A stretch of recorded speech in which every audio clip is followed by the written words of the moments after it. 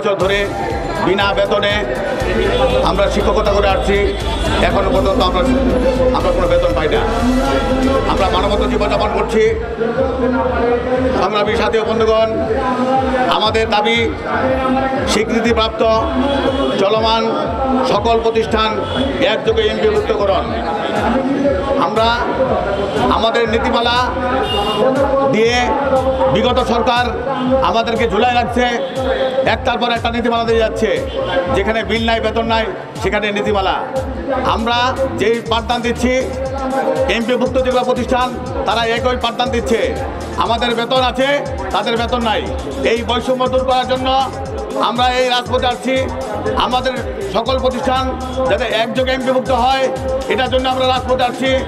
আমরা সবাইকে আপনার ধন্যবাদ জানাই এবং সাংবাদিক ভাইয়েরা যারা আছে, আমাদের কথাগুলো আপনারা সুন্দরভাবে লিখে সবাইকে জানান দিবেন। এখন আমি আমার শুভেচ্ছা বক্তব্য শেষ করে আমি আমাদের প্রধান বক্তা উনি আসছেন, আপনাদের সামনে বক্তব্য রাখবেন এবং তার আগে বক্তব্য